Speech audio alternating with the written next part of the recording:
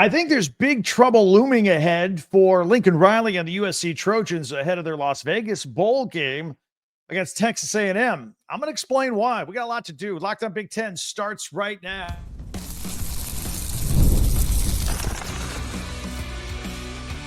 You are Locked On Big Ten, your daily podcast on the Big Ten Conference. Part of the Locked On Podcast Network, your team every day. Welcome to Locked On Big Ten. I'm Craig Sheeman. 40 years as a sports talk show host and play-by-play announcer. And I want to thank you for making us your first listen each and every day. We're free and available wherever you get your podcasts and on YouTube.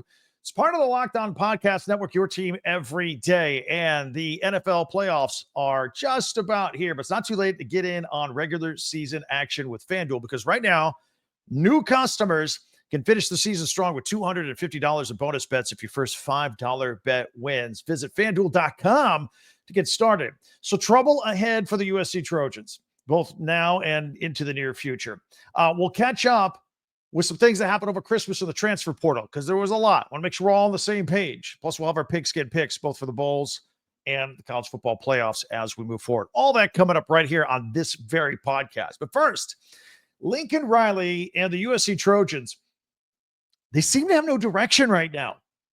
Like they did, in their final game, going to the final game of the season here tonight in the Las Vegas Bowl against Texas A&M, 10:30 Eastern, 7:30 Pacific, by the way, on ESPN. Compared to last year, where I think there were some things to point to once they got through the Holiday Bowl. I'll get to all that. But right now, the Trojans program seems dead. And I have to admit that here on this podcast, there was a lot of enthusiasm and there was a lot of bravado in the comment section from you guys as the Trojans joined the Big Ten. And I'm talking about this summer and early this fall. A lot of hashtag fight on and go Trojans and all that stuff from a lot of viewers and listeners on this podcast.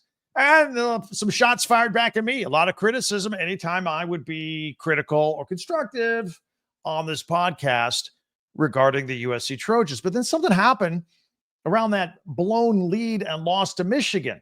That was back in September. I think September 21st, if I remember correctly. It's been radio silent from Trojans fans on this podcast and many other areas of social media. Before we move forward on this, we have to move a step backward. Quick recap on a couple of important items here. We all know that 2 seasons ago, things were looking good for Lincoln Riley and the USC Trojans, and Caleb Williams won the Heisman Trophy. And then obviously he would go on to be the number 1 pick in the NFL draft this past spring. But Williams' final season before this past spring was a huge disappointment at USC. And all the things were good for him. He was going to be the number 1 pick and all that, and taking the Heisman Trophy from 2 seasons ago with him. He's good there. But the USC Trojans program seemed to be stuck and regressing with Lincoln Riley, even with that final year with Caleb Williams there. So, at the time, let's go back in time about 1 year ago this week. Williams was ready to move on to the NFL draft. He knew he was going to be the number 1 pick, so he sat out the Holiday Bowl against Louisville. But it was in that Holiday Bowl that quarterback Miller Moss stepped into the spotlight. He threw 6 touchdown passes, and the Trojans won the game. And everybody's like, whoa, we have ourselves a quarterback here. Now, that wasn't just based on that game with the 6 touchdown passes, but they also had 5.5 weeks of practice time leading up to that bowl game. So Lincoln Riley could see behind the scenes what Miller Moss was capable of at practice and his leadership with the team and stepping into that role. So based on that information right there, he knew he had, or at least he thought he knew he had, the heir apparent Caleb Williams. All right, no problem. It should be noted that Miller Moss at this time last year was set to play in the Holiday Bowl game, and then he and his family had already decided they were transferring out of USC. I wanted to go somewhere else. But after that game, Lincoln Riley committed to him, said, all right, you're going to be our guy. And at that point, Will Howard was thinking, I'm going to go from Kansas State to USC. I'm going to play my final year under Lincoln Riley and USC. And Lincoln Riley called him up, says, no, don't come here. I got my guy. I made my commitment to Miller Moss. Will Howard then went to Ohio State, still playing. The rest was history up to this point, as they're still alive in the playoff game, getting ready for the January 1 Rose Bowl game against Ohio State. So it worked out for Will Howard. And Moss, on the other hand, never lived up to his Holiday Bowl performance. How could he? Nobody could. 6 touchdown performances in a singular game. That's a once in a career thing. Pro or college. That really doesn't happen. That's a lot. 6 touchdowns. So look, things started out okay though. At the beginning of the season, they had their opening season win over ranked LSU. It was a singular standalone game, a nationally televised game, prime time that everybody saw while we were getting all geared up and excited for the upcoming college football season. It was a good win for the USC Trojans.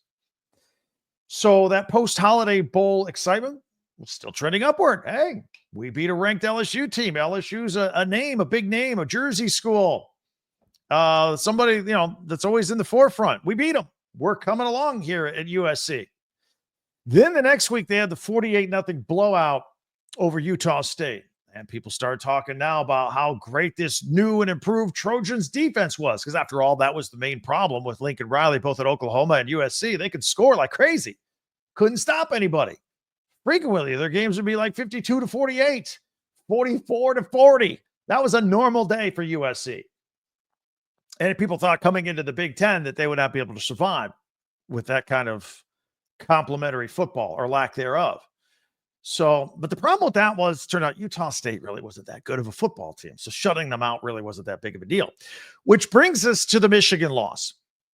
Michigan's offense could do nothing against the USC Trojans. Okay. Now people start talking about, hey, look, new and improved Trojan defense again, holding Michigan, shutting down the defending national champions, right? Well, a few things here. Michigan's offense turned out to be a train wreck all season long. It wasn't because of USC's defense. And with the exception of the last drive in that game, Michigan did nothing, but then they put together a nice drive. They ran the ball right down USC's throats, and they stole the game in the final minute. USC goes home losing that game. And I also thought there was some questionable play calling by Lincoln Riley in that early in the game, running up in the middle into the teeth of that Michigan defense that was still really good, coming back from the defending national championship defense. And, I don't know that they ever used their receivers properly. There's so much talent at wide receiver throughout the year. Lost all those guys, transfer portal. We'll talk about that in a minute. But continuing on with the season, there was the game, they gave it the late touchdown. It was a tie game, and they lost by a touchdown at Minnesota. There was the second half blown lead at home against Penn State. There was the loss at Maryland, and Maryland was not that good of a football team this year. They had a disappointing season. Losses at Washington and losses against Notre Dame, they all follow. And along the way there, in the beginning of November, Lincoln Riley ended up benching Miller Moss. And he has since transferred. And since the season has ended, Lincoln Riley's top 3 wide receivers and top 2 running backs have followed the quarterback out the door. Like 10 big-time major league players that were a big part of this team are gone. So that's a big problem. That raises multiple red flags. So if you're a promising quarterback and a wide receiver, and again, USC had plenty of those at wide receiver, why would you leave a guy with a reputation as an offensive guru like Lincoln Riley? But it happened because there's a problem. That's the big question. What's going on behind the scenes at USC? The Trojans seem to be regressing under Lincoln Riley at this point. I'm not here to pile on Lincoln Riley. I actually like the guy. I'm amused by him. I think I'm entertained by him. I think his offenses have been entertaining in the past. He certainly has a good track record at Oklahoma and USC up to a point, but not the last couple of years. It's going in the wrong direction. So with these trends and with these departures, it feels like tonight's bowl game against Texas A&M is going to be the equivalent of a spring game, like next man up kind of stuff. Who do we have coming back in 2025 that we can use and build around? Oh, and by the way, Lincoln Riley's postseason record's just 2-7. So I don't know I wouldn't expect much. I really wouldn't in this game later on tonight. Would love to hear the comments again. Even those of you that have been radio silent on this regarding Trojan fans and Fight On, the good and the bad, would like to hear it. Hear what you think. I want to know where you are, where your mindset is going into this bowl game today, going into next season, Lincoln Riley, the whole thing. Lay it out. Hit us up with the comments on YouTube. Really would like to get a good gauge to where you're at, Trojans fan. Really would. All right. In the meantime, while we're waiting for all those comments over the next day or so, there's another bowl game tomorrow, Saturday. That is Boston College and Nebraska. The Pinstripe Bowl, Yankee Stadium. That's at 12 noon, 9 a.m. Eastern, or 9 a.m. Pacific, noon Eastern. That's ABC. Remember Boston College? They got off to a hot start this year. They beat Florida State by a couple of touchdowns. And as we pointed out, that really wasn't that big of a deal. Florida State was like the Titanic this year. Disaster. So Boston College did help unravel Syracuse's season, though, by beating them early in November, if you want to look for some quality wins along the way. As far as the Huskers go, and that's really our main concern here, and Nebraska fans, I told you earlier this week, I think it was in yesterday's podcast, soak this in, baby. You've been waiting for this bowl game here this weekend since 2016, and it's a big stepping stone as Matt Rule tries to get the program going from year 2 to year 3. Very important that they got bowl eligible this year, so congratulations, they're in, and I think out of all the fan bases out there that are interested to watch their particular team in a bowl game that's not a college football playoff, I think Huskers fans will be locked into this one.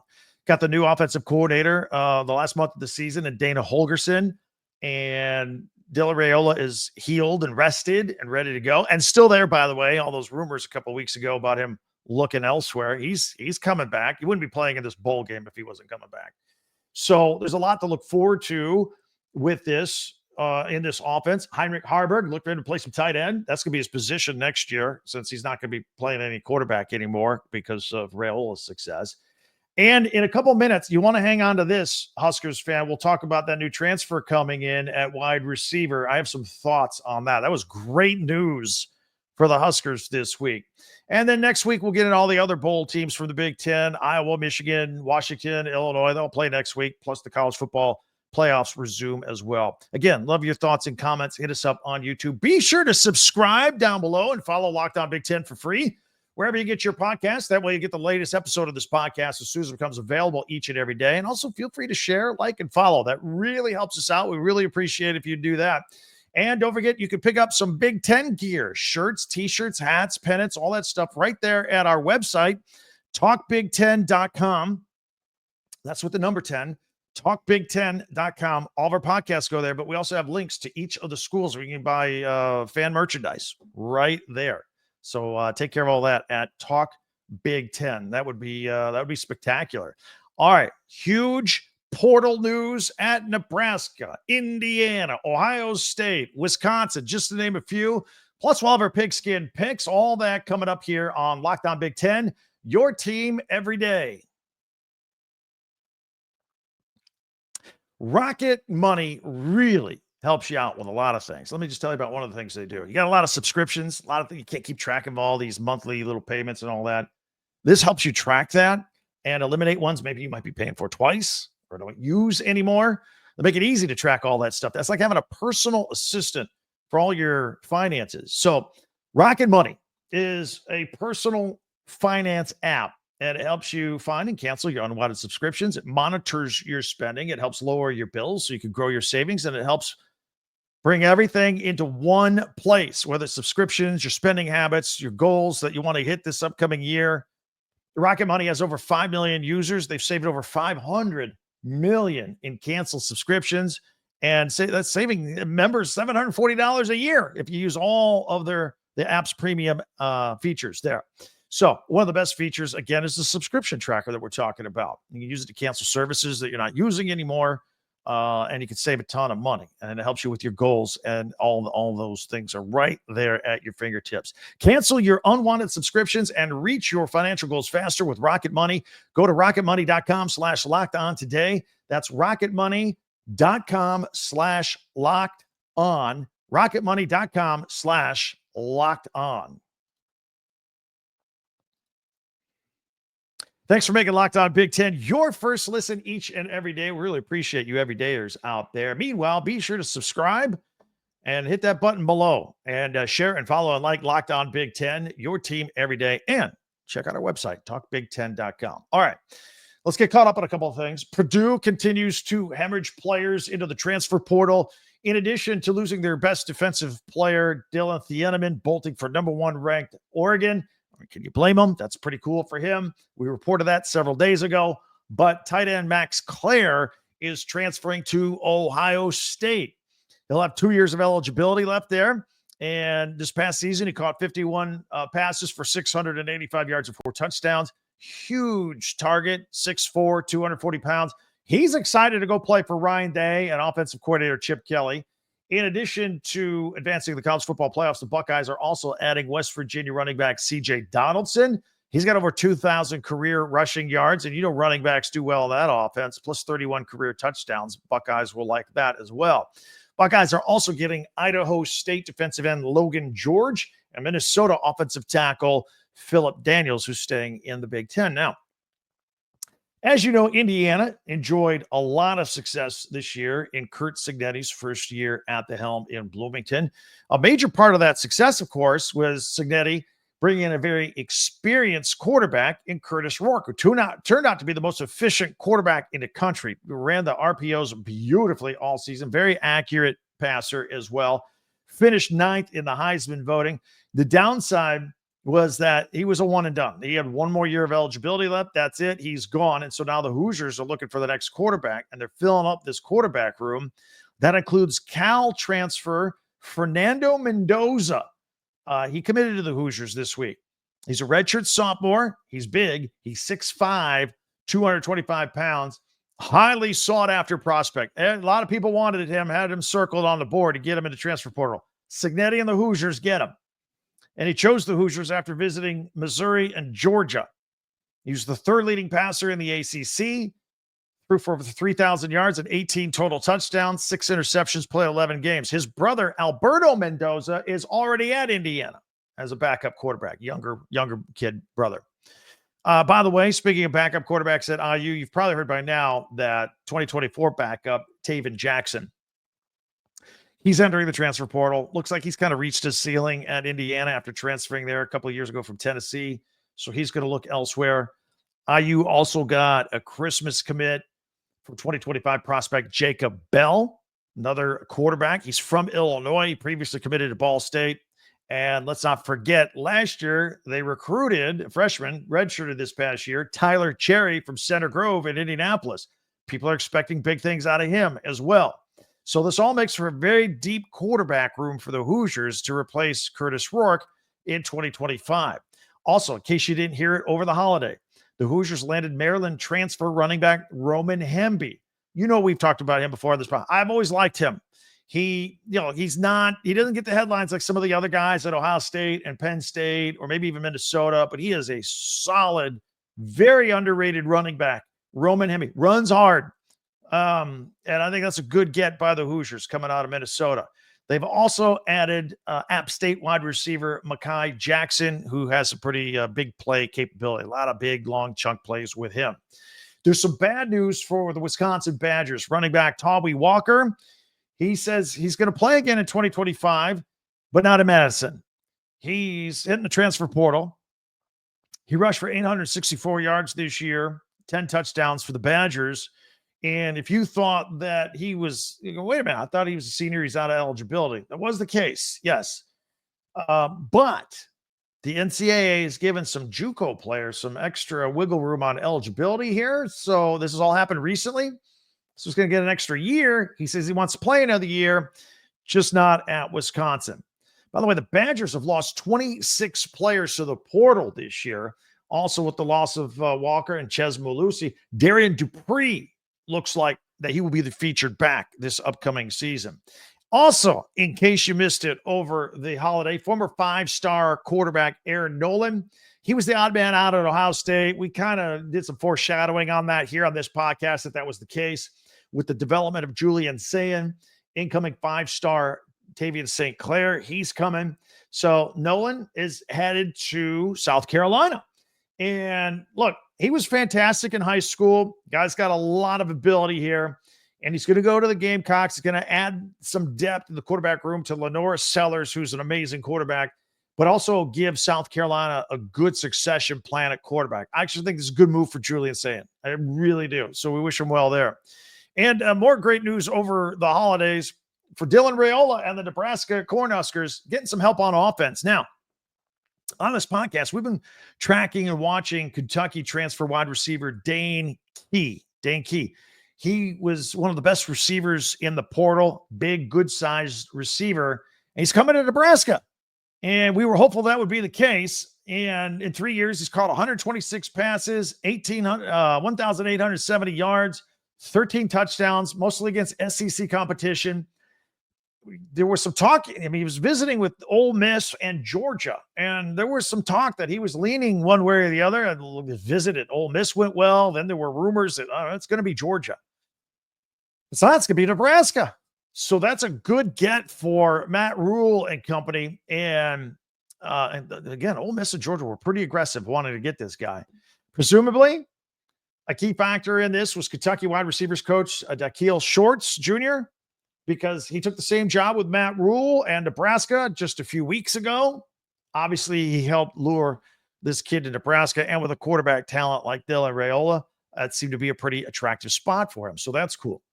And some fun stuff as we get closer to the Rose Bowl. Ohio State has announced they'll wear their road white jerseys against Oregon. They'll have some scarlet accents, the Rose Bowl patch, all that. No word yet, though, on the pants, whether they're going with the gray or the white. Both with the scarlet striping, of course. And it seems that the Oregon Ducks going to go traditional in their look. And traditional with Oregon, that can mean anything with the kitchen sink. They have so many unique combinations. But it looks like they're going to go with the classic all green unis with the yellow accents, which I like that one. I really do. It really pops on TV. I love the duck logo on the shoulder pad. Plus their cleats will be white with the green outline. So there you have it. That's what we know so far for the January 1 Rose Bowl in that playoff game between Ohio State and Oregon. Again, would welcome your comments. Maybe you got a favorite uniform combo you'd like to shout out on the comments there. That would be great. All right, coming up, we've got our Pigskin Picks of the remaining bowl games ahead of us and still the college football playoffs. That's what we do on a Friday. That's all coming up here in 1 minute on Locked On Big Ten. You watch games, it's exciting, it's fun. It can be more exciting and more fun with FanDuel. You know, the NFL playoffs are right around the corner. Never too late, though, to get in on regular season action. Got a couple games left with FanDuel, America's #1 sports book, because right now new customers can finish the season strong with $250 in bonus bets if your first $5 bet wins. They've upped it. That's pretty good. FanDuel has so many ways for you to pick up a win. Betting on players, scoring a touchdown. We call them prop bets in the biz. How many points each team will score, all that stuff, in addition to winners and losers and point spreads. All of that right there. Just visit FanDuel.com and join today. That's FanDuel.com for your chance at $250 in bonus bets. Make every moment more with FanDuel, an official sportsbook partner of the NFL. Coming up, Sunday Night Football this weekend, Falcons and Commanders. A couple of rookie quarterbacks going at it. Michael Penix, brand new, former from Washington, quarterback from Washington, now into the starting lineup. And Jane Daniels, who's had a phenomenal year. Going head-to-head. This will be an exciting matchup. The number on this one is 47.5.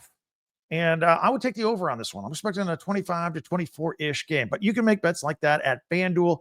FanDuel, an official sportsbook partner of the NFL. All right, as we continue here on Locked On Big Ten, let's take a look at our Pigskin Picks for the weekend. We'll look at our Big Ten teams in bowl games, plus the college football playoffs that resume next week. But before we do our picks again next week, those games will take place. So we're gonna go on the record here. I'm gonna put them on full screen here, and you can check these out. We'll start off with tonight's Las Vegas Bowl, USC versus Texas A&M. And again, I think for both sides, because I mentioned all the transfer portal kids from USC, A&M's got some kids sitting out because of, they want to get ready for the NFL. They don't want to get hurt. Right now, A&M is a 4-point favorite. I think A&M is going to win this game and cover the 4. I don't know what to do with the total based on, I don't know who's playing, who's not playing, that kind of thing. You never know what you're going to get. You can get a sloppy, high-scoring game. You can get a real good, low-scoring game, defensive battle. I would shoot for the over in this one at 51.5. Meanwhile, Saturday, the Pinstripe Bowl, Boston College taking on Nebraska at Yankee Stadium. I love Nebraska on this one. Love Nebraska to cover the 3.5. I always hate those hooks, the half point. But nevertheless, give me Nebraska to win this. And I think that number is right about where it should be at 45.5. I might personally shy away from that. I think that's about 1 point one way or the other. 3.5, though, with Nebraska winning that game. On Monday, the Music City Bowl, Iowa taking on Missouri. Missouri's a 3-point favorite here. The number is 40.5. I think this will be a 3-point game either way. I think it'll be close. I do like Iowa, but I think the play here is the over at 40.5. Again, the reputation of taking unders in Iowa's games, that's over. They blew. How many games did they score 40 by themselves? Take the over in this game. The ReliaQuest Bowl on Tuesday, Alabama and Michigan, a rematch of last year's Rose Bowl game in the college football playoff semifinal. And Alabama's a 12.5-point favorite here. Michigan, the underdog. I think that's the play. I think Alabama win, but do they win by 12.5? They might. They might win by a couple touchdowns. I think that's the play there. Although look at that number, low number, 43.5, maybe a bit of a defensive battle. But if Alabama's going to win by a couple touchdowns and then they only hit 43.5, that means Michigan's really not going to score. I think that's the way this game's going. So does Vegas. Shy away from the number at 43.5, but I do think Alabama wins by a couple of touchdowns in this game. Michigan just can't, unless they've been really working hard on that offense the past month. I don't know. Elsewhere, we got the Sun Bowl next week. Louisville taking on the Washington Huskies. Huskies are 2.5-point underdogs. 49.5 is the number. I like the over. And I like the Huskies in this one. Look, the Huskies were really good at home, and they were horrible on the road. Here we have a neutral site. I think this game may come down late, down to the wire. Give me the Huskies to win this one. Citrus Bowl, South Carolina taking on Illinois. Illinois is a 9.5-point underdog. Illinois was playing really well at the end, but South Carolina was playing super really well. Like, had South Carolina played this well in the first half of the season, they would have been a playoff team. They barely missed out on the playoffs. So I think the Gamecocks win. The question is by like 2 scores. Let's say Illinois keeps it under the number. Give me Illinois with the points there. And I think this number flies past the number. These teams, especially South Carolina, they can put some points up there. Give me the over on 47.5. Let's look at the playoff games. Fiesta Bowl, Penn State, Boise State. That's on New Year's Eve. And Penn State's an 11-point favorite in this game. And the number at 52.5. Here's the deal. This might be closer. Like, I think Penn State's a better team. Penn State's winning this football game. The question is, does Boise State keep this inside the number because they'll run the ball. They'll run the ball a lot. And, Ashton Genty is actually going after Barry Sanders' mark. That'll take a lot of time. That'll be less possessions, less touches, less snaps. Maybe the game is closer. So maybe this is a 7 to 9 point game, but I still think Penn State wins the game. And I say take the over. Meanwhile, the Rose Bowl, Ohio State at Oregon. Oregon's the underdog here. The number 1 undefeated team is the underdog at 2.5, and the number is 55.5. I think this number flies past the number. The game will be in the 30s. And Ohio State, last time we saw them play, that was the best I've seen them play. Maybe ever in that game against Tennessee. And Oregon, are they rusty? Are they rested? They haven't played in 25 days when it comes to it. So does Ohio State get off to a quick start? But I can't go against an undefeated number 1 Oregon Ducks team, can I? No, I'll take the Ducks. But this is a game I can't wait for. It's going to be spectacular. Anyway, let me know what you think. I know everybody's got an opinion on it. Let me hear it. Ducks fans, let's hear it from you. Buckeyes fans, love to hear from you on that. All right, so we got a lot going on here. And first of all, Monday's show, we'll recap some of these bowl games that took place this past weekend. But starting next week, again, Michigan, Iowa, Washington, Illinois, they all have their bowl games as we lead into the college football playoffs, which resume next week. We'll be all over it here on this podcast here. Locked On Big Ten, your source for all Big Ten news, opinion, analysis, right here, and your reaction as well. Many ways for you to react. First of all, you can hit us up on Twitter or X at Talk Big Ten. And in fact, let me put that back on the screen. There you go. Also, YouTube. Hit us up with the comments. That's just great. It's a lot of fun, especially if the rivalry trash talking goes a little bit back and forth. We always like that. And don't forget our website where all of our podcasts go, plus merchandise. You can get school merchandise. If you didn't get that Christmas gift that you wanted, hit us up there at talkbig10.com. We got a link to each school for school merchandise right there. Be sure to subscribe no matter what you do. It's always free. Helps out this podcast. It helps you out because now we're available to you first thing every morning with this podcast. You get the latest episode of Locked On Big Ten as soon as it becomes available each and every day. Thanks for joining us. Enjoy the weekend. Enjoy the bowl games. We'll be right back at it here on Monday with all the latest. For Locked On Big Ten, I'm Craig Sheeman. We'll talk to you next time.